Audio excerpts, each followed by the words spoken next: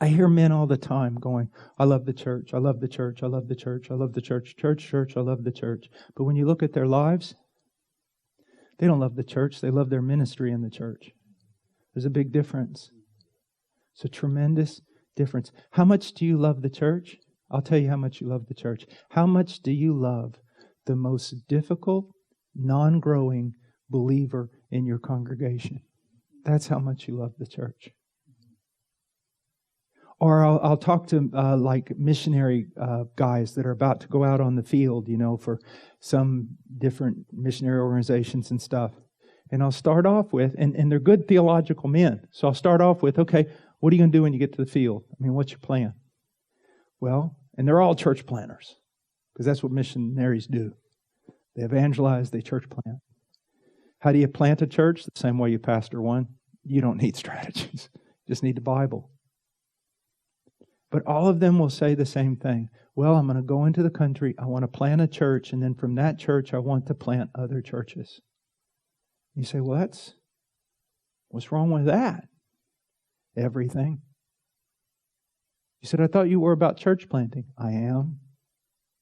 But just think for a moment what you're saying and how it can get you off, very off. I'm going to plant a church so that using this church, working through this church, I can plant another church and another church and another church. Brothers, that's not why you plant a church. You plant a church because you love those people. And you want to feed them and you want them to grow. That's why you plant a church. If you plant a church in order to use that church as a means of planting another church, guess what? In time, you're going to become embittered against your church. Why? Because most of them aren't going to cooperate with your vision. You're going to spend most of your time just trying to keep marriages together. You're going to spend so much time discipling wayward children. You're going to spend so much time with people. It's literally the same question and the same problem for the last 20 years. And you're going to become embittered and angry and everything. Why? Because they're not cooperating with your vision. You have big things planned. So why do you start a church? You start a church because you love those people. And you want to feed those people. But, brothers, if you will, see, here's the thing. The kingdom is so invisible. It's so unapparent that if you will, I guarantee you, a man who has pastored 50 people, faithfully, loving them, preaching the truth to them, rebuking them, visiting them in the hospital, encouraging them, saving them time and time again, that in the end, his life will have impacted the kingdom of heaven far more than the visionary. If I hear the word vision one more time, there's two words I can't stand. One of them's vision, the other one's radical. I don't like either one of those words.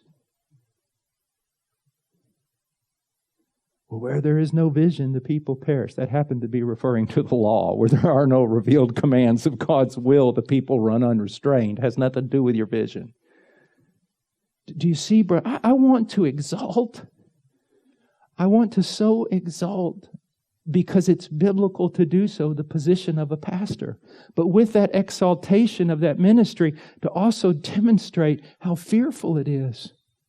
It is a fearful thing. And I see so-called pastors throwing people into the ministry. Throwing people to the mission field. Laying their hands on people as though they fear not God. They're the same they're not like Uzzah trying to steady the ark. They're wanting to peer inside. And so just look at this. You're going to be held accountable for the way you treat the bride of him who comes from Bosna. The one whose robe is covered in blood. And at least part of that blood's from his enemies. You're responsible for his bride. And sometimes I am so amazed on how the Lord will test me.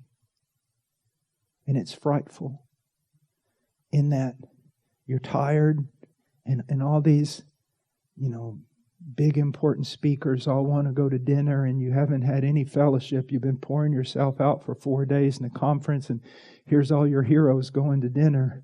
And then all of a sudden, some little man who just came to the United States from Ghana comes up to you and goes, I really need help. Can I talk to you?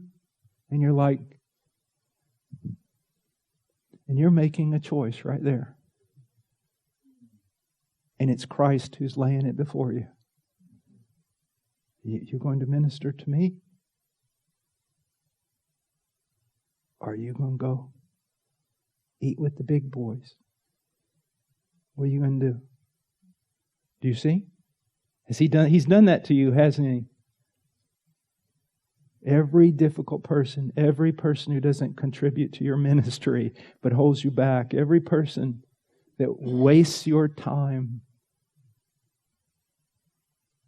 what are you going to be? What are you going to be?